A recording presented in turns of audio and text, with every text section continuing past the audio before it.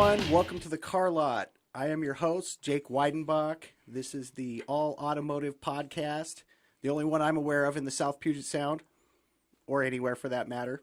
I'm joined today by a couple cool people on the end here.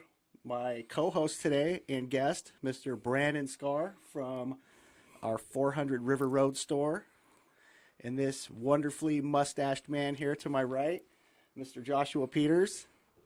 Joshua is a recent customer and a local tax professional. Yes. CPA? I'm not a CPA yet. I'm working towards that. Hopefully by the end of this year, I'll be fully licensed as a CPA. Got to pass a couple brutal exams first. Okay, gotcha. Well, I'm glad to have you guys on here today. Brandon, I got to say, man, the moment I met you, I liked you. You put off a good vibe. I try not to form an opinion, good or bad, about people off the first meeting, but I like the way you carry yourself, and I think your customers probably do too. I hope so. Do it for entertainment. You are funny. So I have moments here and there where I'm kind of funny maybe, but you genuinely are funny. Well, thank you. Appreciate it. How long you been in the auto industry, buddy? Oh, God, I think I sold my first car back in 2001. Okay. What were you selling then? Chevy store. Chevy trucks, back when the new Silverado just first came out.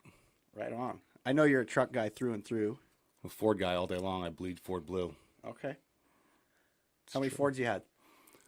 Just on my first one. Funny thing is, I've been in and out of this business for 2 decades or so, and I've had a car since I was 16 years old, but I've only had 4 in my life. I tend to buy one and keep it till the wheels fall off. Right on, man. We are all military background.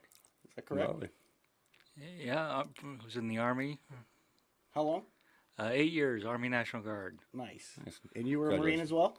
Still am. I earned the title. I think I'll keep it. That's right. Once a Marine, always a Marine. I was infantry for 4 years, and it was one of the greatest experiences of my life. It's like summer camp with guns. It is. How did you end up in the auto industry, buddy? Yeah, by accident, I just got out of the Marine Corps, and I went back home, and there was a new Chevy store by my house that wasn't there when I left, and so I had to go over there and see what was going on with it, and it turns out that the same auto group that my dad had always bought all his rigs from was the same guy there, so it was like they were almost like friends of the family, really, and they said, "Here, you want a job? Come sell cars." I said, "Yeah, sure, why not?" So that's how I stumbled into this business. That's awesome. It was a good time. And then, Josh, you went from the Army to being a Harley-Davidson mechanic, right? Yes, as a National Guardsman, I was a reservist, so 1 week in a month I was a medic, and went to school to become a Harley mechanic. Worked at Destination Harley-Davidson for a couple years. Nice. I bought a motorcycle from Destination. It's possible I set it up for you. Yeah, I had a '98 Sportster Sport 1200, and I didn't know that you could negotiate when I bought it. I just went in and paid what they asked and had them add a bunch of accessories, and the only thing was they had to ship it to my duty station, and I ended up getting stationed in Kaneohe Bay, Hawaii. So I had a brand new Harley Sportster in Hawaii. I was 19 years old, and I thought I was pretty damn cool. I learned the hard way, though. You can't have anything nice there. My dad was like, "Why are you doing that, dude? Hawaii, that saltwater air is going to ruin it." And I'm like, "Whatever, Dad." He was right. But you have probably one of the fastest Harleys on the island. Yeah, it was fun. I enjoyed it, you know. I thought I was Tom Cruise. Minus the Tomcat. Yeah. And then you just recently, you used our Joy Drive program to buy a pickup, correct? Yes, bought a 2016 Toyota Tacoma. Yeah. I had a Tacoma as well. I loved it. I probably still would have it if it hadn't gotten stolen. I had a '06 Tacoma I bought from you guys before. Probably would have still had it as well, but I got rear-ended back in December, so I needed to find a new rig real quick, and talked to you at Ignite U, and you hooked me up with a Joy Drive. So Yeah, I appreciate that. And that was fun because I got to see your home, and you had a lot of kids and pets and just a lot of things going on that Saturday morning. Or was that was a Sunday? that was a Sunday morning, and that's the typical weekend day at my house. Usually about 3 kids, a couple dogs, There's a cat running around somewhere. And you have you have foster children, correct? Yes, we currently have two foster kids, and then we have a former foster kid that we still help out a lot, and she considers us her second parents. So Nice. That's awesome. When did you get into foster? about a year ago, it's a long process to get everything accomplished. We've been licensed for about about a year and a half now, and it took about 6 months to get our license. But it's been great. We have the current kids we have now. We've had them for over a year. Cool. One of them we brought home when she was 2 days old. So Oh, perfect. yes. That's funny. Yeah, there's a big push at my church for a lot of people doing foster care, and it's a much needed thing. So I appreciate it. Yeah, thank you. Yeah. It's rewarding. It can be an emotional roller coaster. Dealing with the emotions of what the kids are going through. How long you're going to keep the Right. kids. But in the end, seeing the kids grow and come into their own and learn to trust people again, it's really rewarding. It's a great service. It really is. How does one go from being a Harley mechanic to a tax consultant? That's an interesting change, I think. It is a big change, and if you look at it, I was a medic before that in the Army. Okay. So So a medic, Harley mechanic. Accountant. accountant. Well, I ended up making a change from medic to Harley mechanic because I enjoyed bikes. I was doing the medic in the Army. I had just come back from my first deployment to Iraq, and I didn't really want to work on people anymore, so I found bikes, started working on bikes. Gotcha. Okay. I got deployed That makes again. sense. Ended up injuring my wrist. Came back from my second deployment and turning a wrench for 8 hours a day. I was just in excruciating pain. So through the VA vocational rehabilitation, I was able to go back to school. Went to TCC for 2 years and then transferred to UW Tacoma, and found accounting and really fell in love with numbers. Right on, man. It's the coolest thing. I was in business school, and everything about business school I loved. I could wrap my head around it pretty well. Finance and accounting, it was like pulling teeth. So I don't know how you do it, but good job. Thank you. Picking up the slack. So I know there's a story behind that mustache that you're rocking. What's the story about that? I started growing it for Movember. Back the year the Seahawks went to the Super Bowl. Started growing it. So Seahawks 2013. back in 2013. Okay. Started growing it. By the end of November, I started dyeing it green for the Seahawks games. Seahawks kept winning, and once we were in the playoffs, and every week it was green, and it just kept growing longer. And once we won the Super Bowl, I couldn't help but keep the mustache. Right on, man. That's awesome. I totally respect that. When's it going green again? Every home game, Every home game it goes green? yes. And purple for UW Huskies games when I make it down to the home games. Awesome. Are we gonna get Wilson signed before that little deadline that they just threw out there? I sure hope so. Yeah, I think it'll happen. I think both sides wanna make that work. That's a crazy deadline. He had to pick tax day of all days. Is that what that is? Yes. April 15th is tax day. Wow. Brandon, one thing I want to ask you. So you've been in the car biz since 2001. I started in 2007, and I've seen a ton of change. You've probably seen even more. What do you think the biggest difference is in the auto industry now versus then?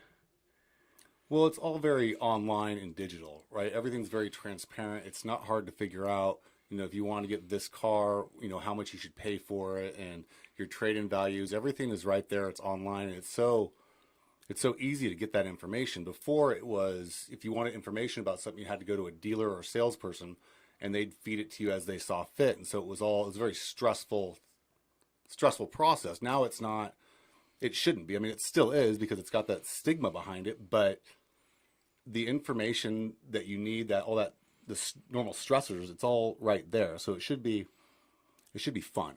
Right. Absolutely. So that's probably my biggest issue. It's just very competitive, and you talk to a lot of people, and where they're going to go is kind of a mystery. Right. But you just got to try and do your best and be as transparent as possible. Absolutely. I'm kind of all about like where the car business might go, like the future of the car business. That's why I wanted to be part of Joy Drive, which is how he bought his truck. And, I think there's going to be more and more programs like that kind of, streamline the process for the customer. Yeah. You're seeing more haggle-free concepts. Like, now, if you buy a Tesla, the price is the price, and it just gets delivered to you. And actually, Genesis, the new luxury division of Hyundai, they do that exact same thing. You just order the car online, the price is the price, and it gets delivered to you. Yeah, and that's exactly where it's going to go. Because they're thinking about everything else you want to go buy, whether it be a new computer or, think about Amazon, right? All the things you can go buy on Amazon, all your clothes, all your, household goods, anything you want. All my fishing stuff comes from Amazon. Right. I just go to Amazon and I just buy it, and it's really that easy. And so if you think about what Tesla did to the auto industry, there's not a Tesla dealership. There's Tesla stores in some malls that you can go look at them. Right. They're like kiosks. They're kiosks. Order centers. But you can go and you could open your laptop at home or your office, and you could just order one right there, and it's a done deal. The car business as we see it today with these big retailers, big locations, and guys standing outside on the curb, that's going to be gone, I will say, in the next 10 years. Yeah. Auto retail won't exist. I've said it before on here, and I really do believe it. I think that, if your game plan is, I'm going to come and just count on meeting a stranger today or a stranger calling in on the phone and nothing really else, that's Blockbuster. Yeah, it very much so. Yeah, and it's so gone. There's one left. There's one Blockbuster. It's in Bend, Oregon. It's a tourist attraction. It's the town I moved here from. I just saw that. So now your dad, he bought a truck recently too. I got to work with him. He's a cool guy. Yes, yeah, he needed a new truck as well, so brought him down to Northwest Motorsports. He wasn't ready for none of that weird online Joy Drive business, though. He's kind of a throwback. Yeah, he was ready to negotiate, and I kind of had explained to him, hey, these prices are pretty much set. There's not much negotiating anymore. And it took him a while to realize that that's the price that it was going to be, and there wasn't no haggling or stress of trying to get the price lower. Yeah, he was a cool old guy, though. He kind of tricked his truck out already, huh? Yeah, he's already put new mirrors on it with lights on the mirrors, changed out the headlights, changed out the tail lights as well already, put LEDs on it. Yeah. That's one of my favorite, like, it's just kind of one of the simple pleasures in the car biz is when somebody loves their car and they bring it back to show you what they've done to it. Like, I love that, It's just one of those little things. It doesn't matter that much, but at the same time it does. Like, I appreciate that when my customers are like, hey man, check this out. Or they send me a picture of the new wheels they put on it or the windows tinted or any of that. So I dig that. It's the coolest thing. I had a customer actually bought a stock Rubicon a while back, and he'll come in every few months. And now it's all built out, but before, just suspension, wheels, tires, bumpers, lights, winches. And it's just crazy. Like, what he's done to it is absolutely incredible. But they made it his own, right? It's his own thing. Cars are fun, right? Getting a new car is fun. So he got this new Jeep, and he just built it over time. He gets excited about it. Oh yeah, man. That's what makes the car business fun. I'll probably never own a car or a motorcycle that I don't do some kind of subtle modification to. I try to keep everything tasteful. I'm older now. But yeah, like my car, I powder coated the wheels, tinted the windows. I might do like a little intake and a catback exhaust, But my motorcycle, I powder coated the wheels, exhaust system, changed out the blinkers, the windscreen, all that. So I'll always do that kind of stuff. Yeah, you always got to change out the exhaust. Oh yeah, all the new bikes, they're They're way restricted from the factory. They there's- don't breathe right. They don't breathe right. They're too quiet. Yeah. So are you still riding bikes these days? I haven't ridden a bike in probably about 3 years. Really? Because of my wrist. I had surgery done on it about 2 years ago, so I'm hoping this summer that I'll be able to get out on my Harley again. Fingers crossed it'll be out of the garage finally and on the road. Nice. So you mentioned fishing, Brandon. I know you're hardcore about fishing, and you fish off of a stand-up paddleboard, right? I do. And I remember a pretty cool thing that happened at Northwest Motorsport regarding that. Well, I don't know. I mean, I guess the end of it was cool. The first part of it was pretty depressing. The outcome was cool. Yeah, yeah. It actually was a very unfortunate situation that ended up cool. But Yeah, so I go fishing in the morning before work. I go fish Lake Taps, and I went fishing, and I came back. In the morning, I parked my truck where we're supposed to park trucks, and I had my paddleboard on there. And it's not just a normal paddleboard. I mean, the thing's 14 feet long and 70 pounds. right, and you've got compartments in it to Yeah. keep your fish. And Yeah, it's crazy.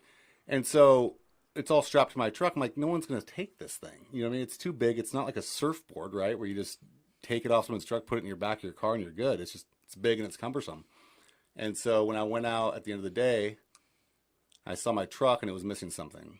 And that was depressing. I'm like, how do you do this, right? 'Cause it's not like I can go buy another one. I mean, they're fairly expensive. It came right, from a that's startup got to down be in 3-4 grand. yeah, came from a startup down in Florida. But there's no store I can go up and buy one, and it was just a mess. And so my our buddy Jimmy, he kind of spearheaded the idea and set up a GoFundMe, and I was really never about it. I appreciate it, but I never looked at it. It's my pride. Right? I don't need to ask for help. But then it was my birthday, and Jimmy had come up to me and asked me for my keys to my truck.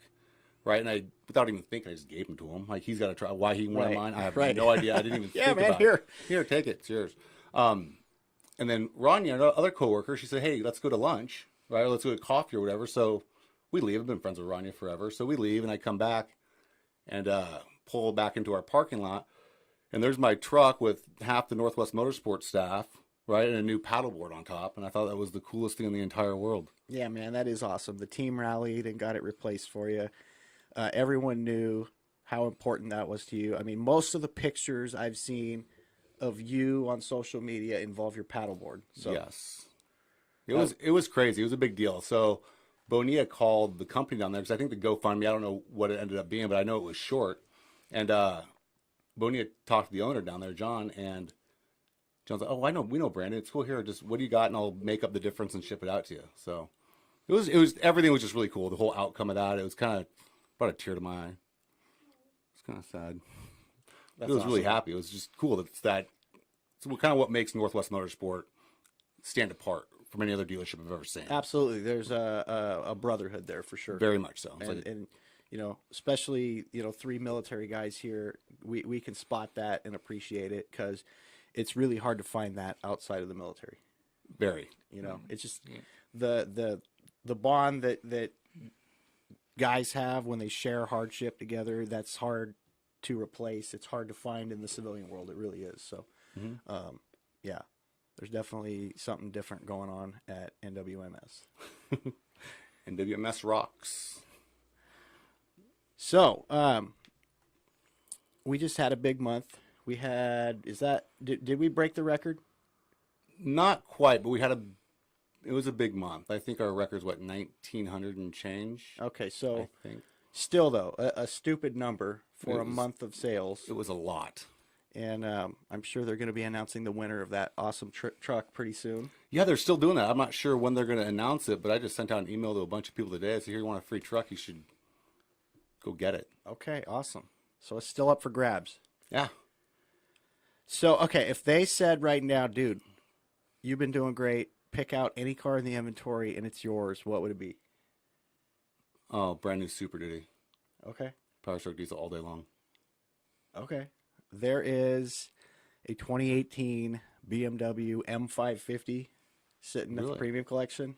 That's my favorite car in the inventory right now, man. I wouldn't even have to think about it. That's the one.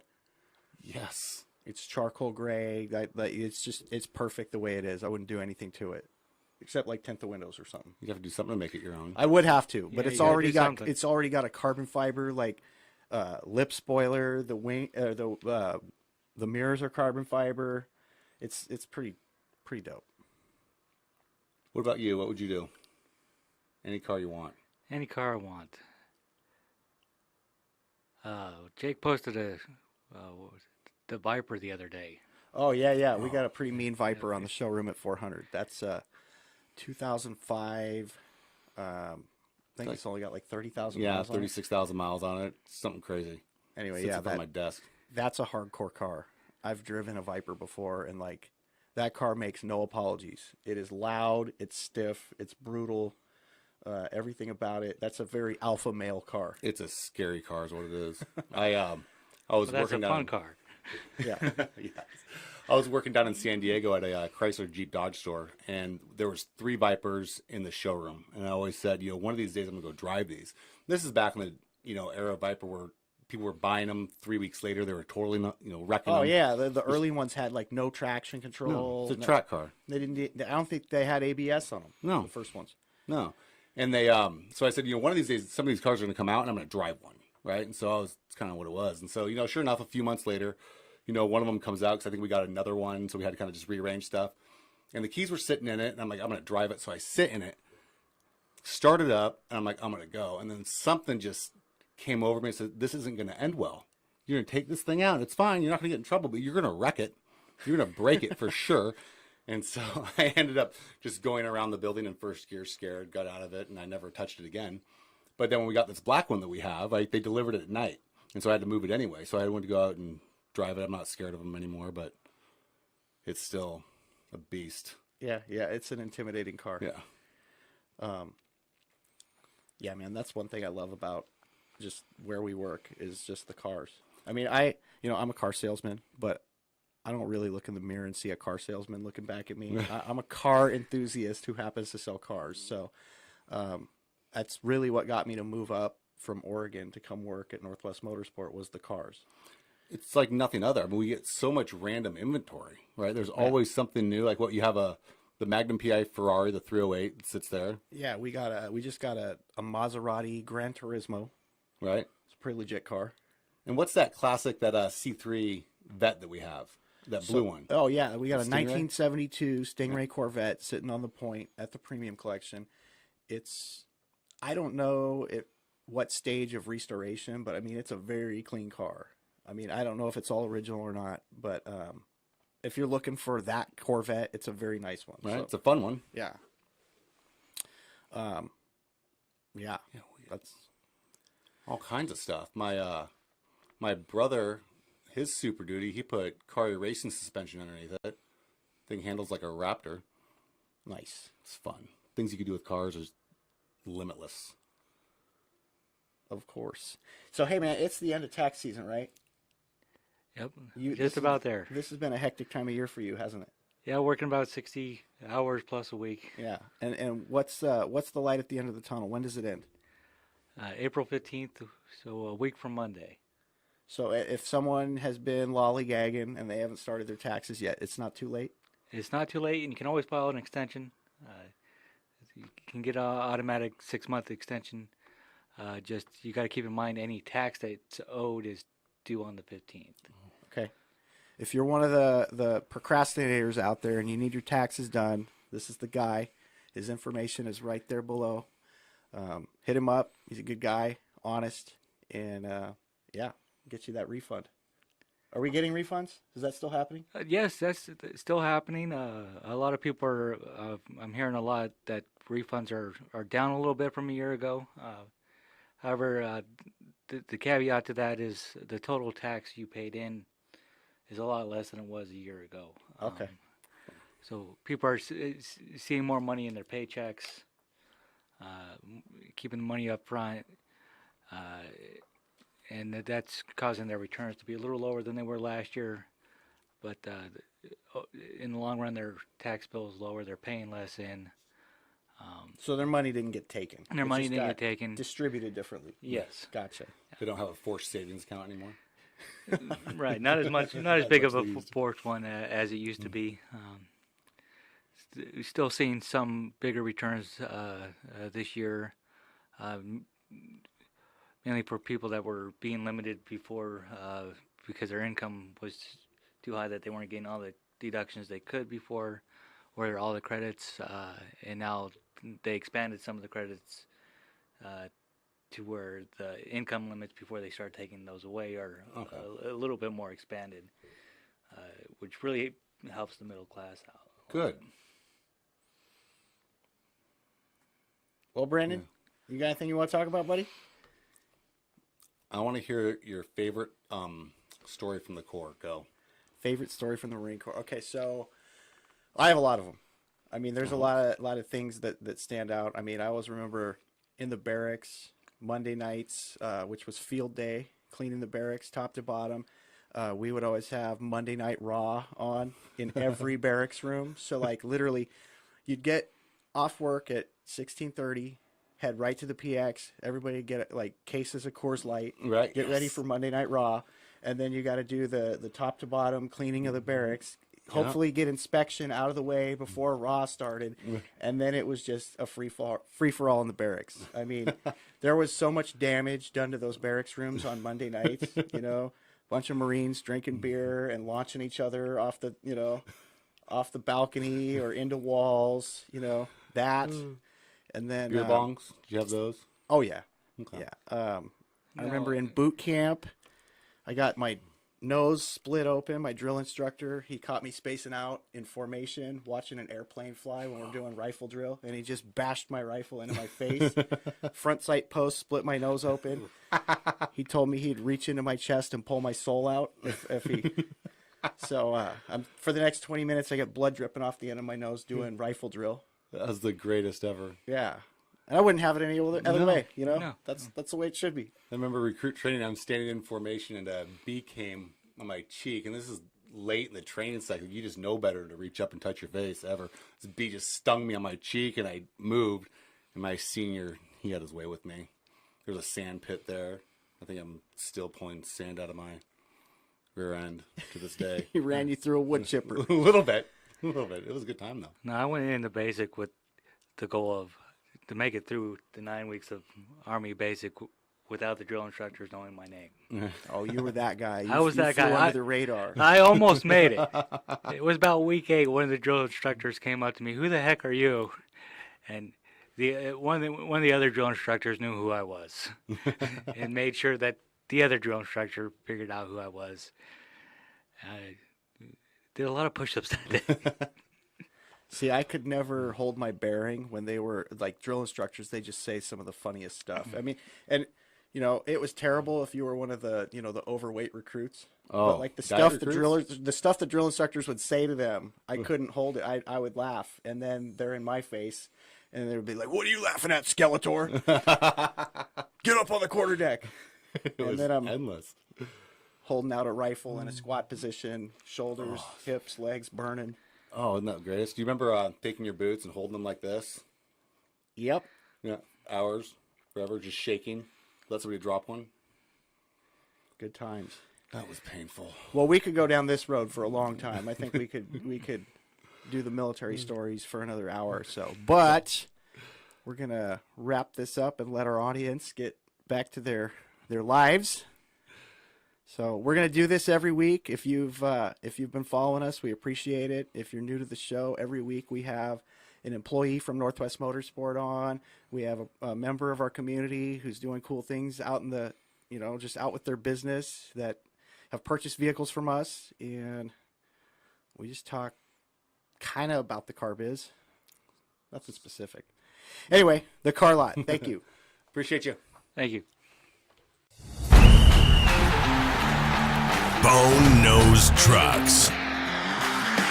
Ford, Toyota, GMC, Chevy, Dodge.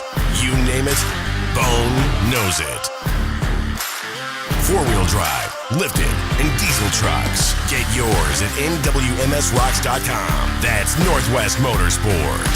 Shop NWMSRocks.com and get yours at Northwest Motorsport in Tri-Cities. Northwest Motorsport subscribes to a different approach when it comes to selling vehicles. Honesty, integrity, loyalty, and trust. Our sales staff offers top-tier customer service because the only thing more important than our vehicles are our customers. Our custom-lifted trucks are prepared by fully trained technicians. Each of our 1,500 vehicles are meticulously tested through a 43-point safety inspection. If you're in the market for a truck, car, or SUV, make sure Northwest Motorsport is your first and last stop.